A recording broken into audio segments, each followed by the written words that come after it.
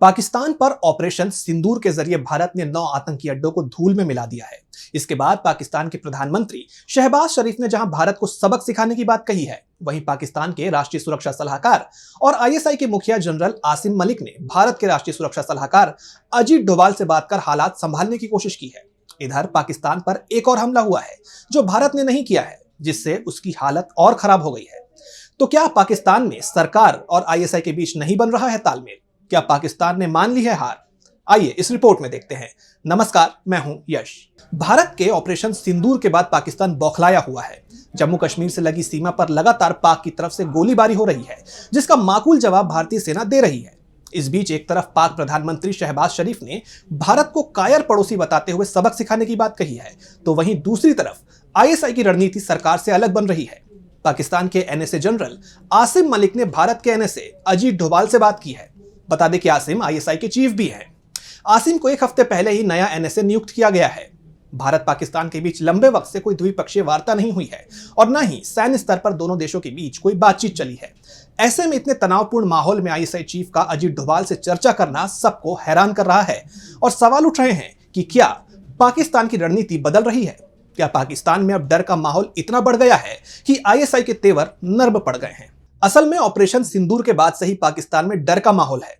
पाकिस्तान की रावलपिंडी में बुधवार रात को ब्लैकआउट रहा। रावलपिंडी में ही पाकिस्तान की फौज का हेडक्वार्टर भी है। वहीं रावलपिंडी से लगी राजधानी इस्लामाबाद में हॉस्पिटल हाई अलर्ट पर है। पाकिस्तानी फौज के एयरबेस वाले क्षेत्र में भी ब्लैकआउट रहा। इसके साथ ही पाकिस्तान सेना ने पंजाब के कई इलाकों को भी खाली करवाया है। सियालकोट कैंट में भी ब्लैकआउट था। पाकिस्तानी फौज वहां लोगों को सुरक्षित जगहों पर जाने के लिए कह रही है। इस बीच पाकिस्तान पर एक और हमला हुआ और यह हमला भारत ने नहीं किया है, बल्कि बलूच विद्रोहियों की तरफ से हुआ है। एक तरफ भारत की एयर स्ट्राइक तो दूसरी तरफ पाकिस्तानी सेना पर बलूच लिबरेशन आर्मी के हमले ने हालात और बिगाड़ दिए हैं। मिली जानकारी के मुताबिक इस हमले में पाकिस्तानी सेना के करीब 12 सैनिक मारे गए हैं। बीएलए ने पाकिस्तानी सेना की गाड़ी पर आईईडी से हमला किया है। जान गंवाने वाले 12 लोगों में एक सेना के अधिकारी का नाम भी शामिल है। बलूचिस्तान में पाकिस्तानी फौज की गाड़ी को उड़ाने की जिम्मेदारी पाकिस्तानी बलोच लिबरेशन आर्मी ने ली है। मीडिया रिपोर्ट्स के मुताबिक हमले में पाकिस्तान के बोलन जिला स्थित अमीर पोस्ट और अली खान बेस के बीच सेना की गाड़ी पर हमला किया गया है। पाकिस्तानी सेना और बलूच लिबरेशन आर्मी के बीच लंबे समय से जंग चली आ रही है। बीते कुछ दिनों में बीएलए ने पाक सेना पर हमले तेज किए हैं, जिसमें बहुत से सैनिकों की जान जाने का दावा किया गया है।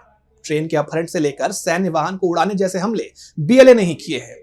ऐसी सूरत हाल में पाकिस्तान को अपनी कमजोरी का एहसास हो रहा है और शायद इसी वजह से आईएसआई ने भारत से बात की है।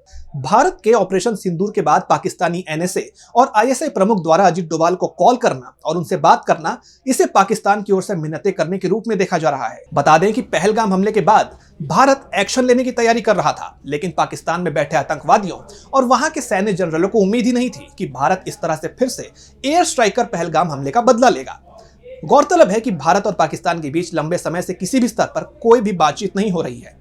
भारत की स्पष्ट नीति है कि आतंकवाद और बातचीत दोनों एक साथ नहीं चल सकते। इसलिए केंद्र की मोदी सरकार ने हर स्तर पर पाकिस्तान का बॉयकॉट कर रखा है। अब पाकिस्तान के विदेश मंत्री इशाक डार ने तुर्की के मीडिया को दिए एक इंटरव्यू में यह बातें कही हैं। इशाक डार से पूछा गया कि क्या भारत की कार्रवाई के बाद दोनों देशों के बीच कोई संपर्क स्थापित हुआ है। इस पर डार ने कहा कि हाँ, दोनों देशों के बीच संपर्क स्थापित हुआ है, लेकिन डार ने इस दौरान भारत को गीदड़ भभकी भी दी है। डार ने कहा कि यूएन के चार्टर 51 के अनुसार पाकिस्तान के पास भारत के हमले का जवाब देने का अधिकार है। उन्होंने बताया कि पाकिस्तान की राष्ट्रीय सुरक्षा परिषद की बैठक में सेना को कार्रवाई के लिए अधिकृत किया गया है, लेकिन आईएसआई का भारत के एनएसए से बात करना कुछ और ही संकेत दे रहा है।